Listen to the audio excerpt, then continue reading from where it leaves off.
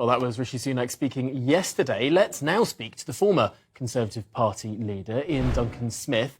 Sir Iain, thank you for joining us this morning. It does seem like it's a bit of a shambles, this barge situation. Yes, it's only going to house 500 or so migrants, but they were supposed to get on at the start of this week, and 3 days later, no sign. Is the government simply incompetent on this?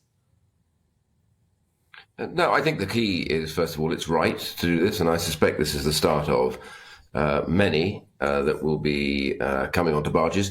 The second bit of it, of course, is they've just been held up because the fire regulation crowd had observations to make, and they've said that basically there need to be some changes to the security and protection on these barges, which they're going to do, which will take them, as you say, a week to get done.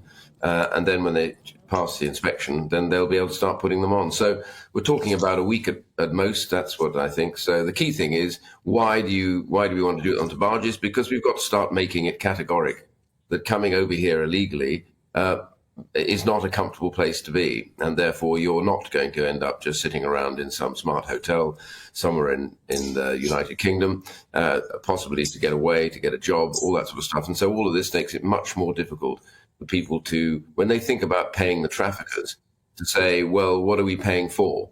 And that then coupled with the legislation, which is critical, that has now passed. But I'm afraid, as you know, our problem is always with the courts and with the Court of Human Rights.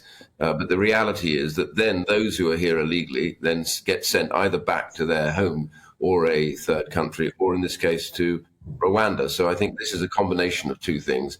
Not comfortable to be here, and at the same time you'll be going somewhere else very quickly. We have to get this. We had the leader of the Reform Party, Richard Tice, in here earlier. He was casting doubts on whether there was even any truth to the fact that there was a fire safety issue with the boat, and he believed that had been manufactured by the lawyers who were fighting for these asylum seekers, who are now using it as an excuse to not get on the boat because they're saying it's too dangerous. Where do you stand on that? And if it is true that a proper risk assessment wasn't followed out, which seems like a very basic requirement, that's deeply embarrassing for the Home Office. Well, I suspect a proper risk assessment was carried out, but somebody has objected to this, and the fire and safety people have come in, looked at this and said there are things that need to change.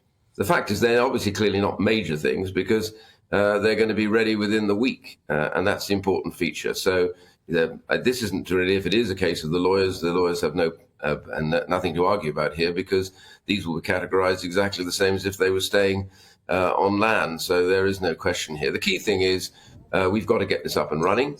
I know the government is determined to do that.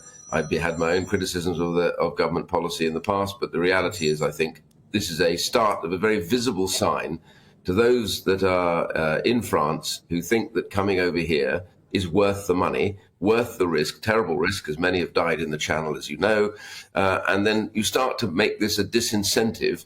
And then that coupled, which is critical, with the flights back to some other place or to Rwanda, then start to make that money that they would have spent on this not worthwhile at all. After all, they're sitting in countries that have huge human rights protections, etc. So there's absolutely no need for them to be moving over the Channel to come here. And so you have to make that decision a very, very big and dangerous one. And at that point, then people will actually say, it's not worth me spending that money, and I might as well try and sort myself out over here.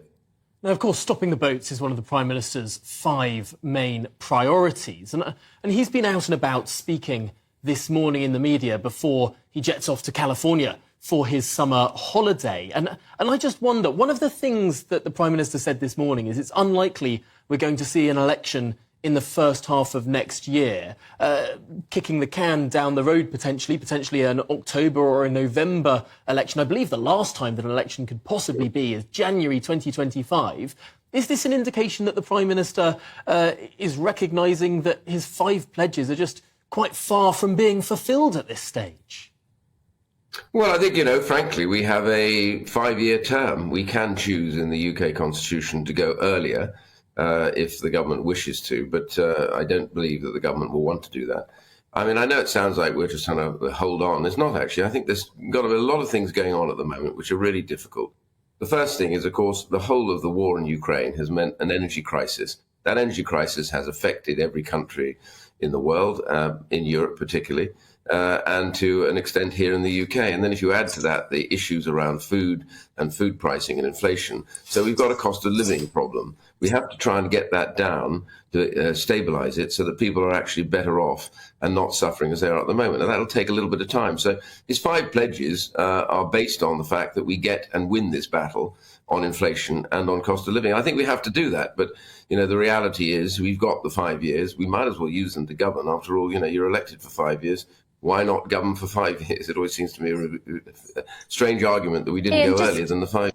Given that you've just given the list of how much there is to deal with and what a busy portfolio and a very packed desk Rishi Sunak has at the moment, I think a lot of our viewers and listeners would be saying, is this the right time to be jetting off on a 2-week family holiday to California? Most of the country at the moment can barely afford their shopping bill at the end of the week, never mind a 2-week trip to California. Does it look a bit tone deaf?